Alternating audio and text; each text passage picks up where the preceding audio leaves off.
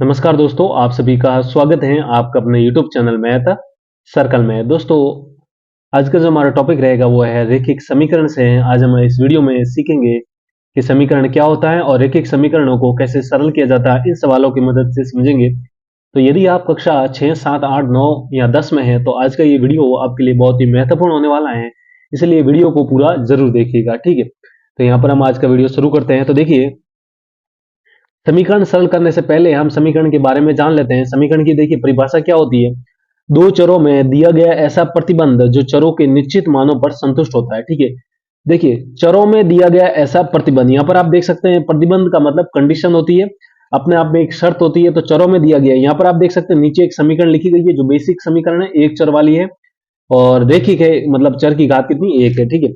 तो ये क्या है, एक चर है और चर में दिया गया ऐसा प्रतिबंध, यानी कि इस चर में दो को प्लस किया जा रहा है, यानी कि दो को जोड़ा जा रहा है और बराबर में क्या आ रहा है, चार आ रहा है, ठीक है। ये क्या एक शर्त है, एक प्रतिबंध है। अब ये प्रतिबंध है, ये चरों के निश्चित मानों पर संतुष्ट होता है, यानी कि आप कह सकते हैं इस चर का जो मान आएगा वो एक निश्चित संख्या आएगी। ऐसा नहीं है कि यहाँ पर x की जगह कोई भी संख्या रखे आप दुनिया की सब जगह संतुष्ट होगा, यानी कि सब जगह बराबर आएगी, नहीं। यहाँ पर एक निश्चित संख्या आएगी, एक चर का निश्चित मान आएगा जो कि इस समीकरण को क्या करेगा, संतुष्ट करेगा, जो कि इस प्रतिबंध को क्या करेगा, संतुष्ट करेगा। तो यही होता है समीकरण का मतलब, यही होती है समीकरण की परिभाषा। तो आप वापस पढ़ सकते हैं, चरों में दिया गया ऐसा प्रतिबंध, यहाँ पर आप देख सकते हैं प्रतिबंध जो चरों के निश्चित मानों पर संतुष्ट होता है, ठीक है। ये रहा प्रतिबंध और ये रहा इसमें चर। अच्छा, यहाँ पर एक दो राशि आती है, चर और एक होता है अचर, ठीक है। आपको मैं बता देता हूं चर का मतलब क्या होता है। गणित के अंदर चर यानी वेरिएबल, आपको यहाँ पर जितने भी ए से बड़ी एबीसीडी दिखे, आप ए से लेके जेड तक, जितनी भी छोटी एबीसीडी दिखे आपको ए से लेके जेड तक, ये चाहे बड़ी एबीसीडी दिखे ए से जेड तक या छोटी एबीसीडी दिखे ए से जेड तक, ठीक है। तो ये जितने भी अक्षर अंग्रेजी वर्णमाला के यहाँ पर लिखे रहेंगे गणित में, वो सब क्या होंगे, चर होंगे, ठीक है। और अचर क्या होते हैं, अचर अपने आप में संख्या होती है, जैसे -3, 0, 1/2, 1, 5, 0.05, ऐसे जितनी भी संख्या है ये सब क्या है, अपने आप में अचर है। और यहाँ पर ये सब क्या कहा जाती है, चर कहा जाती है। इस समीकरण को आप ध्यान से देख सकते हैं। इस समीकरण का ये जो बराबर बना हुआ है, समीकरण में जो ये बराबर होता है इसको बराबर कहते हैं, या समता भी कह सकते हैं, या आप इसको समीका भी कह सकते हैं, ठीक है। यहाँ पर मैं ज्यादातर इसको क्या कहूंगा, बराबर कहूंगा। और बराबर के जो इस वाला पक्ष होगा उसको क्या कहा जाता है, दायां पक्ष, ठीक है। और बराबर के जो इधर वाला पक्ष होगा उसको क्या कहा जाएगा, बायां पक्ष। ये बात याद रखिएगा, ठीक है। बराबर कहेंगे बराबर के इधर वाले पक्ष को बायां पक्ष और इधर वाले पक्ष को दायां पक्ष। तो ये होता है समीकरण के बारे में जानना। और इस समीकरण में देखिए बाएं पक्ष में एक x दिया गया है, x का मतलब ये अपने आप में क्या है, चर है। और ये जो दो हैं ये संख्या है, तो ये अपने आप में क्या हो जाएगा, अचर हो जाएगा। और इस चार भी एक संख्या है तो ये भी क्या हो जाएगा, अचर हो जाएगा, ठीक है। ऐसे समीकरण में आपको पहचान करनी है। तो उम्मीद है आपको समीकरण के बारे में पता चला होगा, समझ में आया होगा, ठीक है। अब हम रैखिक समीकरणों के बारे में आज कुछ सवाल करते हैं, आज सीखते हैं कि रैखिक समीकरण को कैसे सरल करते हैं। तो मैंने आपके सामने देखिए सवाल लिखे हैं। सवाल यहां पर पढ़िए क्या है, x-2 बराबर क्या है, 7 है। देखिए x-2 बराबर 7 है। अब इस समीकरण को हमें सरल करना है। तो देखिए समीकरण सरल करने का मतलब क्या होता है, समीकरण में जो चर है उनके मान निकालना। अब यहां पर आप देख सकते हैं, यहां पर ये चर क्या है, x है। अब x की जगह ऐसी क्या संख्या रखे कि उसमें से 2 घटाने पर कितना आ जाना चाहिए, बराबर में 7। ये माइनस का मतलब क्या होता है, घटाना। और क्या घटा रहे हैं, 2 घटा रहे हैं, ठीक है। यहां पर आप देख सकते हैं ये x-2, इसका मतलब x की जगह ऐसी कोई न कोई संख्या आएगी जो x का स्थान लेगी और उसमें से 2 घटेगा तो बराबर में कितना आ जाएगा, 7 आ जाएगा, ठीक है। इसका वर्बली मीनिंग ये होता है। अब सरल कैसे करते हैं, देखिए आपको याद रखना है बस। अब यहां पर जो ये दायां पक्ष होता है, समीकरण का जो दायां पक्ष होता है, उस दाएं पक्ष में आपको अचर रखना है और बाएं पक्ष में आपको क्या रखना है, चर रखना है। ये बात याद रखिएगा। ज्यादातर समीकरण को सरल करते समय आपको हमेशा ध्यान रखना है कि समीकरण का जो चिन्ह होता है, यानी कि आप कह सकते हैं जो बराबर का चिन्ह होता है, बराबर के दाएं पक्ष में आपको अचर यानी कि संख्याओं को रखना है और बराबर के बाएं पक्ष में आपको हमेशा क्या रखना है, चर रखना है, यानी कि a b c d x y z p q r ऐसे अक्षर रखना है, ठीक है। तो यहां पर आप देख सकते हैं ये जो x है, इस समीकरण में ये बराबर है और ये वाला पक्ष कौन सा है, दायां पक्ष है, और ये वाला पक्ष कौन सा है, बायां पक्ष है, ठीक है। मैं यहां पर लिख लेता हूं आपकी जानकारी के लिए, ये है आपका दायां पक्ष और बराबर के इधर वाला जो है वो क्या है, अपने आप में बायां पक्ष। देखिए ये मैं पहला सवाल करवा रहा हूं इसलिए मैं ये नाम लिख रहा हूं, आगे इन सवालों में मैं नाम नहीं लिखूंगा, ठीक है। आपको समझाने के लिए लिख रहा हूं। ये होता है दायां पक्ष, ये होता है बायां पक्ष, ठीक है। और ये होता है बराबर, जबकि मैंने पहले आपको समझा दिया था, एक बार फिर समझा रहा हूं आपके लिए। तो ये है 7 और इस पक्ष में कितना है, x-2 है। इस पक्ष में कितने पद है, 2 पद है। देखिए जहां पर प्लस और माइनस आ जाते हैं वहां पर क्या बनते हैं, पद बनते हैं। ये बात याद रखिएगा। ये माइनस है, इधर एक एक्स है और इस माइनस के इधर कितना है, 2 है। तो इस पक्ष में कितने हैं, 2 पद है। कितने पद है आपके, 2 पद है। अब मैंने आपको क्या कहा है कि इस पक्ष में, जो दाया पक्ष में, इसमें आपको संख्या रखनी है और इस पक्ष में आपको क्या रखना है, चर रखना है। तो यहां पर देखिए एक्स तो पहले से ही इधर है, तो एक्स को मैं इधर ही रखता हूं और ये जो माइनस का 2 है, इस माइनस को 2 मैं इधर भेज देता हूं, क्योंकि मैंने कहा था समीकरण को सॉल्व करते समय हमेशा दाएं पक्ष में क्या रहनी चाहिए, अचर रहने चाहिए। अब यहां पर ये -2 अचर है, लेकिन ये देखिए इस पक्ष में, तो हम मेरे को उस पक्ष में जाना है लेकर। तो यहां पर देखिए 7 को 7 ही रखेंगे क्योंकि पहले से इसी पक्ष में। अब ये -2 को मैं इधर लेके आ रहा हूं, तो याद रखिएगा -2 का यहां पर क्या बन जाएगा, जब पक्षांतरण होता है, इसको क्या कहते हैं आप यहां पर नाम लिख सकते हैं, पक्षांतरण। पक्षांतरण, ये बात याद रखनी है आपको, पक्षांतरण। ठीक है, ये कौन सा तरीका है, पक्षांतरण तरीका है समीकरणों को सरल करने का। जब भी आप पक्षांतरण करते हैं तो याद रखिएगा, जो माइनस है उसका क्या हो जाएगा, प्लस, जो प्लस है उसका क्या हो जाएगा, माइनस, और जो गुणा में है उसका क्या हो जाएगा, भाग में, और जो भाग में है उसका क्या हो जाएगा आपका गुणा में। ये बातें आपको याद रखनी है। अब यहां पर ये -2 है, इधर जाते ही क्या हो जाएगा, +2। ठीक है, अब यहां से एक समीकरण को सरल करें तो x ये बराबर का बराबर, अब 7 + 2 कितना हो जाएगा आपका, 9 हो जाएगा। ठीक है, यानी कि x के बराबर में क्या है, 9 है।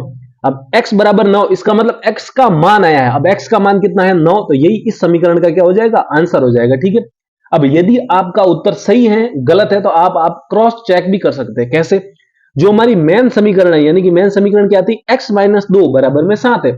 इसका मतलब है कि x में से 2 घटाने पर 7 आता है। इसको आप हिंदी में अगर लिखेंगे तो ऐसी संख्या ज्ञात कीजिए जिसमें से 2 घटाने पर 7 आता है। अब वो संख्या क्या है, x है। अब x का इस समीकरण को सरल किया तो क्या आया, 9 आया है। तो जब आप इस x की जगह 9 रखेंगे तो 9 - 2 बराबर में कितना आएगा, 7 आएगा, जो बिल्कुल की क्या है, सही है। तो इसका मतलब ये जो आंसर आया हमारा x बराबर 9, ये बिल्कुल क्या है, सही है। तो इस प्रकार समीकरणों को आपको सरल करना है। तो देखिए हम बारी बारी से 1 बाय 1 सारे सवाल करते हैं। तो देखिए हमारा जो दूसरा सवाल है वो देखिए बिल्कुल जीरो लेवल से मैं आपको समीकरण सिखा रहा हूं। तो इस वीडियो को पूरा जरूर देखिएगा और चैनल को सब्सक्राइब नहीं किया है तो जरूर कर दीजिए लाल वाले बटन को दबाकर, और वीडियो को लाइक जरूर कीजिएगा। ठीक है, यहां पर ध्यान दीजिए, ये 6 बराबर क्या है, z+2 है। ठीक है, अब यहां पर आप देख सकते हैं आपको इस समीकरण को सरल करना है। अभी मैंने बताया सरल करने का मतलब क्या है, इसमें जो चर है उसके मान निकालना है।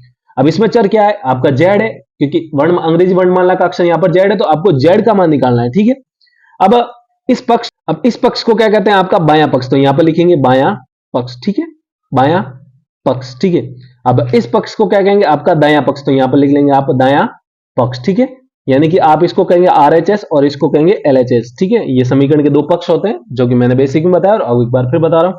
अब यहां पर z बराबर यहां पर 6 बराबर z+2 है। अभी मैंने आपको क्या बताया कि जितने भी अचर हैं उसको आप क्या करेंगे, दाएं पक्ष में ही रखना है। जितने भी अचर हैं उसको आपको दाएं पक्ष में रखना है और जितने भी चर हैं उसको आपको बाएं पक्ष में रखना है। अब यहां पर सब उल्टा हो रखा है। उल्टा होने का मतलब यहां पर जो चर हैं वो अपने आप में इधर क्या है, दाएं पक्ष में, जबकि मैंने कहा कि आपको बाएं पक्ष में रखना है। अब जरूरी आपको देखिए, यदि इस सवाल ने पहले से ही चर को दाएं पक्ष में रखा है तो आप दाएं पक्ष में ही रहने दीजिए, आप दाएं पक्ष में ही रहने दीजिए। ऐसा कोई जरूरी नहीं है कि आप चर हमेशा बाएं पक्ष में लेके आओ। अगर आपको सवाल ने पहले से ही चर दाएं पक्ष में दिया हुआ है तो आप दाएं में ही रखेंगे। यहां पर आप इस सवाल में देख सकते हैं हमको चर क्या है, दाएं में रखा है। अब आपके दिमाग में सवाल आ रहा होगा कि हमेशा दाएं पक्ष में रखें या बाएं पक्ष में रखें। मेरी देखिए, आप किधर भी चर को रखिए उससे कोई फर्क नहीं पड़ता है। ठीक है, चाहे आप बाएं पक्ष में रखो, आप दाएं पक्ष में रखो, आपका आंसर हमेशा क्या आएगा, सही आएगा और सेम ही आएगा। ठीक है, अब यहां पर ये क्या है, अचर है, तो इस अचर के साथ अचर होना चाहिए। जबकि इस दाएं पक्ष में देखिए 2 पद है, एक ये रहा और एक ये रहा। एक चर है और दूसरा क्या है, अचर है। ये रहा अचर, ये रहा अचर। अब ये दोनों एक समान है तो इन दोनों को एक जगह लेके जाओ। तो ये 6 तो पहले से ही इधर है। अब ये जो प्लस का 2 है पक्षांतरण होके इधर आएगा, तो ये +2 इधर आते ही कितना हो जाएगा आपका -2। अभी बताया मैंने, माइनस का क्या हो जाता है, प्लस हो जाता है, प्लस का माइनस हो जाता है। जब आप पक्षांतरण करते हैं तो चिन्ह हमेशा क्या होता है, बदलता है। ये बात याद रखिएगा। ठीक है, तो z, अब ये प्लस का 2 इधर आते क्या हो जाएगा, -2, और बराबर में ये z का z रहेगा इधर ही इधर। अब 6 - 2, 6 - 2 कितना हो जाएगा, 4, और 4 के बराबर में कौन है, z है। अब इस समीकरण को आप, ये जो लिखा हुआ है 4 बराबर z, इसको आप ऐसा भी लिख सकते हैं, z बराबर 4। ये दोनों एक ही है, दोनों एक ही है। ठीक है, चाहे z बराबर 4 लिखो चाहे 4 बराबर z लिखो। आप समीकरण का जो पूरा बायां पक्ष है उसको दाएं में लेके जा सकते हैं और जो दायां पक्ष है उसको बाएं में लेके आ सकते हैं। अब जैसे ये सवाल दिया था, इस z+2 को आप पूरे को इधर लिख सकते हैं और इस z6 को इधर लिख सकते हैं, ठीक है। मैंने अभी क्या बताया, RHS और LHS को एक दूसरे से आप एक्सचेंज कर सकते हैं, ठीक है, ऐसे बदल भी सकते हैं, उससे कोई आंसर में फर्क नहीं पड़ेगा, समीकरण में कोई बदलाव नहीं आएगा। तो उम्मीद है आपको समझ में आया होगा। चलिए आज के हमारा जो अगला सवाल है वो देखिए क्या है। अब कुछ मैंने आपको अलग सवाल लिखा है, ये तो बेसिक सवाल थे ऊपर वाले दोनों। अब कुछ अलग सवाल है, देखिए क्या है सवाल। 2x-3 बराबर में कितना है, 7 है। अब इस समीकरण को सॉल्व करना है। सॉल्व करने का मतलब क्या है, यहाँ पर x का मान निकालना है। क्या मान निकालना है, x का मान निकालना है। अब मैंने क्या बताया आपको, सबसे पहले आप अचर को उधर भेजेंगे, तो यहाँ पर देखिए 2x का 2x ही रखेंगे। अब ये रहा अचर और ये रहा अचर, ये -3 है, पक्षांतरण करना है तो इधर भेजेंगे, तो देखिए यहाँ पर ये 7 को 7 ही रहेगा। जब -3 पक्षांतरण होगा, यानी कि ये जो आपका बायां पक्ष था, बाएं पक्ष से -3 दाएं पक्ष में जा रहा है, तो चिन्ह क्या हो जाएगा, बदल जाएगा। ये माइनस था तो किसका हो जाएगा, प्लस का हो जाएगा। तो यहां से 2x बराबर 7 + 3 कितना हो जाएगा, 10 हो जाएगा, ठीक है। अब 2x का मतलब क्या होता है, 2x का अपने आप में मतलब होता है 2 गुणा x होता है। 2x का मतलब क्या होता है, 2 गुणा x होता है, ठीक है। हमें यहां पर x का मान निकालना है, तो हमें यहां पर x को बिल्कुल आजाद करना है, यानी x को अकेला करना है, ठीक है।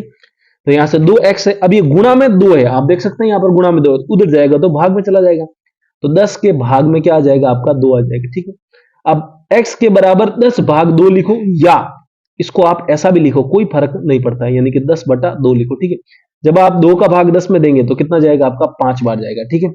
और यही आपका क्या हो जाएगा, आंसर हो जाएगा। इसका मतलब x के बराबर में कितना आया, 5 आया। तो x बराबर 5 ही इस समीकरण का क्या है, हल है। इस समीकरण का हल मतलब x का मान। मैंने आपको बता रहा हूं, समीकरण का हल करने का मतलब उस समीकरण में जितने भी चर हैं उनके सारों की क्या करना है, मान निकालना है, यानी कि उस समीकरण में उन x की जगह कौन सी संख्याएं आएगी ये आपको ज्ञात करना है। यहां पर x बराबर क्या है, 5 आया। अब x का मान आप सही है या गलत है ये तो आप क्रॉस चेक भी कर सकते हैं x का मान इसमें रखकर। तो जब आप 2 गुणा x यानी कि 2 गुणा 5 कितना हो जाएगा, 10, और 10 - 3 बराबर में कितना होता है, 7, जो कि क्या है, बिल्कुल सही है। तो इसका मतलब ये x बराबर 5 आपका क्या है, सही उत्तर है, ठीक है।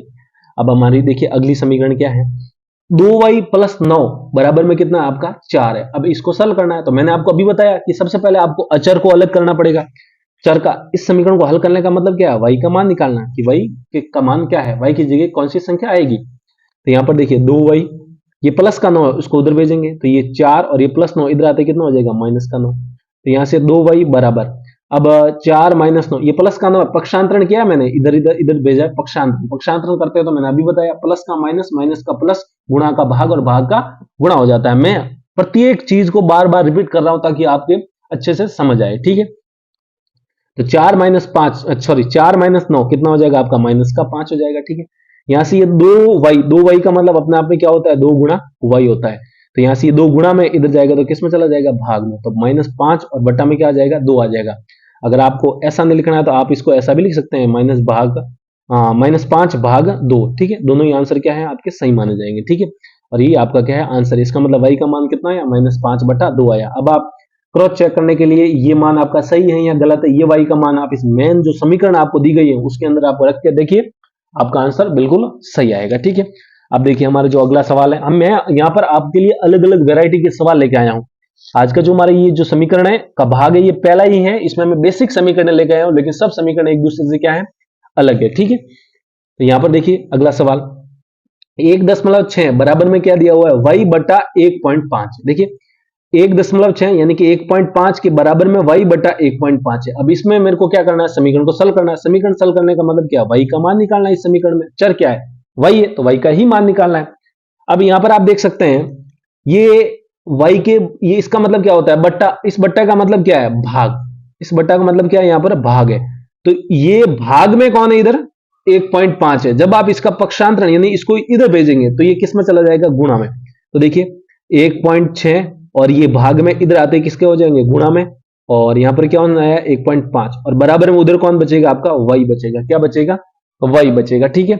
अब इसके दो तरीके करने के, मैं यहां पर आपको पहला तरीका इधर बता रहा हूं, और इसी के सेम टू सेम जैसा एक जैसा सवाल है, 2x/3 बराबर 18 है, तो इसको मैं दूसरे तरीके से कराऊंगा जिसको वज्र गुणा कहते हैं, ठीक है। अब इसको आप सॉल्व कर दीजिए, तो यहां से 1.6 को 1.5 से गुणा कर दीजिए, तो लगभग आपका कितना आएगा, जब आप इसको गुणा करेंगे तो 2.5 0,4। ठीक है, देखिए 15 को 15 से गुणा, ये 16 की जगह 15 हो जाए तो 225, 225 में 15 जोड़ेंगे तो 240, और फिर ये 2 दशमलव है तो 2 दशमलव यानी कि दाहिनी साइड से 2 अंक छोड़ के पॉइंट लगा दीजिए। ये सारे गुणा मैंने सिखा रखे हैं, और उन ये दशमलव का गुणा है और दशमलव का गुणा भाग जोड़ बाकी मैंने सिखा रखा है। उस वीडियो का लिंक मैंने इस वीडियो के डिस्क्रिप्शन बॉक्स में दे दिया, आप जाके वहां पर क्लिक करके सीधा पहले सीख सकते हैं कि दशमलव का गुणा भाग जोड़ बाकी कैसे किया जाता है। ठीक है, तो यहाँ पर देखिए ये बराबर में क्या y है, तो आप इसको ऐसा भी लिख सकते हैं, इसको आप y बराबर भी लिख सकते हैं 2.40, तो ये हो जाएगा आपका आंसर। तो उम्मीद है इस प्रकार समीकरण को सॉल्व किया जा रहा है, आपको समझ में आ रहा होगा। चलिए देखिए इसी की जैसा एक और सवाल लेता हूं। देखिए अब क्या है, 2x/3 बराबर में क्या है 18 है। ठीक है, अभी मैंने बताया कि जो इधर भाग में हमें टोटल मिला के समीकरण इसको सॉल्व करना है, इसका मतलब क्या है, यहाँ पर x का मान निकालना है। x का मान यानी कि इस समीकरण में x की जगह ऐसी कौन सी संख्या रखे जो इस समीकरण को संतुष्ट कर जाए। ठीक है, समीकरण को संतुष्ट करने का मतलब ये 2 से पहले गुणा होना है, यानी कि और फिर आपको 3 का भाग लगाना है, यानी कि आप कह सकते हैं ऐसी संख्या बताओ जिसको 2 से गुणा करके और 3 से विभाजित करते हैं, यानी कि 3 का भाग देते हैं, तो कितना आ जाए 18 आ जाए, इसका मतलब ये होता है। अब x का, अब इसको कैसे करेंगे, तो देखिए इसके बटा में कुछ नहीं है तो आप 1 मान लीजिए, ये दूसरा तरीका है। इसको आप इस तरीके से भी कर सकते हैं कि ये भाग में 3 है, इधर जाएगा तो गुणा में हो जाएगा, फिर इधर 2 गुणा x है तो इधर 2 गुणा में उधर जाएगा भाग में, ऐसा भी कर सकते हैं। लेकिन इसको मैं आपको वज्र गुणा तरीके से बताता हूं, वज्र गुणा। ठीक है, क्रॉस गुणा कहते हैं इसको, वज्र गुणा। अब ये 18 के भाग में कौन है, यहाँ पर 1 मान लिया मैंने। अब इधर भी भाग में 3 है और इधर भी भाग में 1 है, तो देखिए ये जो भाग में 1 है इधर जाएगा तो गुणा में चला जाएगा, और ये भाग में 3 है इधर जाएगा तो गुणा में चला जाएगा। तो कहने का मतलब है कि इसके जो हर में है इसके अंश से गुणा करवा दीजिए, यानी कि 2x गुणा 1 और बराबर का बराबर, और 18 जो अंश में है तो इसके हर से गुणा करवा दीजिए, तो यही होता है आपका वज्र गुणा। सिंपल है, 2x को 1 से गुणा कराएंगे तो 2x ही बचेगा। अब 18 गुणा 3 कितना हो जाएगा, 18 एकम 18, 18 दूनी 36, 18 3 54, तो यहाँ पर लिखेंगे 54। ठीक है, अब 2x का मतलब अभी बताया क्या होता है, 2x का मतलब 2 गुणा x होता है। अब गुणा में 2 इधर जाएगा तो भाग में, तो x बराबर कितना हो जाएगा 54/2। अब 2 का भाग जब आप 54 में देंगे तो कितना आएगा आपका 27 आएगा, तो यहां से आप कह सकते हैं x का मान कितना आया 27 आया। तो उम्मीद है आपको समझ में आ रहा है। देखिए आज की जो हमारे अंतिम सवाल है, अंतिम वैरायटी, आज की जो अंतिम प्रकार है वो क्या है, ध्यान दीजिए। सवाल क्या है, 3x बराबर 2x प्लस 18 है। ठीक है, अब इसमें भी इस समीकरण को सरल करना है। सरल करने का मतलब क्या है, यहां पर x का मान निकालना है। देखिए इससे पहले वाले सवालों में सिर्फ एक ही चर था, चर का मतलब सिर्फ x ही था, वैसे इनमें भी x ही है, लेकिन उस चर के एक ही पद था पहले वाले समीकरण में। अब इन समीकरण में इनका प्रकार बदल चुका है। अब इन समीकरण में देखिए एक ही चर दो जगह आया है। ठीक है, वो एक ही चर क्या है, दो जगह आया। ये देखिए x है, x इधर भी है और x इधर भी है। ठीक है, अब इसको कैसे सॉल्व करते हैं, मैंने आपको सिंपल बताया हुआ है कि जो ये इधर वाला पक्ष होता है, ये जो पक्ष होता है दायां पक्ष, इस दाएं पक्ष में आपको हमेशा क्या रखना है, अचर रखने हैं। अब ये कोई जरूरी नहीं है कि अचर ही रखो, इधर इधर आप चर भी रख सकते हैं, ऐसा कोई जरूरी नहीं है, लेकिन आपकी सुविधा के लिए, आपके लिए आसानी होगी जब आप इधर क्या रखेंगे अचर और इधर क्या रखेंगे चर। ठीक है, क्योंकि सवाल भी हमेशा ऐसे ही देगा, बहुत कम बार है कि वो इधर चर और इधर अचर दे देगा। अब यहां पर क्या है, चर है और यहां पर क्या रखना, अचर। तो यहां पर ये जो चर है क्या है, x है, क्या है x। अब देखिए इस पक्ष में कितने पद है, 2 पद है, और इस पक्ष में कितना पद है, एक ही पद है, और वो भी क्या है, चर है। तो आप ये जो इस पद में चर है उसको इधर भेजिए, इतनी देर से हम अचर को इधर भेज रहे थे, अब ये चर इधर बैठा है तो इसको इधर भेजिए। ठीक है, ये 2x इधर आ जाएगा तो 3x।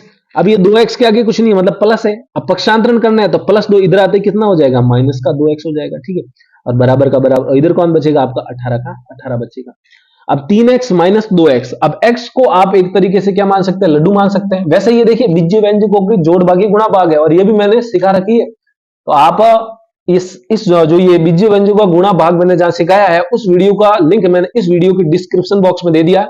आप वहां पर जाकर पहले आसानी से सीखिए कि बीजीय व्यंजकों का गुणा भाग और जोड़ भागी कैसे की जाती है। ठीक है, अब 3x का मतलब आप 3x को एक लड्डू मान सकते हैं, तो x एक लड्डू है तो 3x का मतलब 3 लड्डू, माइनस x का मतलब लड्डू तो 2 लड्डू, तो 3 लड्डू में से 2 लड्डू जाएगा तो कितना बचा। इस समीकरण को सॉल्व करना है, यानी कि x का मान निकालना, और वो x का मान हमारा कितना आया 18 आया। ठीक है, तो उम्मीद है आपको समझ में आ रहा होगा। चलिए एक और सवाल है, देखिए ये क्या है, सवाल पढ़िए, 5x प्लस 9 बराबर 5 प्लस 3x। अब ये सवाल है बहुत ही महत्वपूर्ण सवाल है, ऐसे सवाल परीक्षा में बहुत बार आते हैं। कक्षा 8 की बात कर रहा हूं मैं, कक्षा 6, 7, 8 समीकरण सॉल्व करने में, और ये 9, 10 की जो गणित है उसके बीच वाले 20 सवालों के बीच बीच में ये आते रहते हैं। ठीक है, तो ये सवाल मैंने इसी के जैसा है, आपको चर को इधर लाना है, अचर को उधर भेजना है, ठीक है। तो ये सवाल मैं आपके लिए छोड़ रहा हूं, और ये सवाल क्या है, आपका होमवर्क है। और कमेंट बॉक्स में जरूर बताइएगा, ये कमेंट बॉक्स में जरूर बताइए क्या यहाँ की इस समीकरण में को सॉल्व करने का मतलब एक्स का मान निकालना, और इस समीकरण में जब सॉल्व करेंगे तो एक्स का मान क्या आएगा, कमेंट में जरूर लिखिएगा, ठीक है। तो आई होप ये वीडियो आपको बहुत अच्छा लगा होगा। इस वीडियो में मैंने आपको बिल्कुल बेसिक 0 लेवल से आपको समीकरण सिखाई है। तो समझ में आया तो वीडियो को लाइक कीजिए, और अभी तक चैनल को सब्सक्राइब नहीं किया तो वीडियो के नीचे वाला जो लाल बटन है उसको दबाइए, उसके पास वाली घंटी भी दबाइए। तो इस वीडियो में मैंने सिर्फ आपको समीकरण का एक ही प्रकार बताया है, ये भाग 1 है। इसी प्रकार हम समीकरण के स्तर बढ़ाते जाएंगे, और भाग 2, भाग 3, भाग 4 ऐसे आपके लिए वीडियो लाते रहेंगे। तो आज के लिए इतना ही रखते हैं, जल्दी मिलता है ऐसे बेसिक वीडियो के साथ, तब तक के लिए जय हिंद।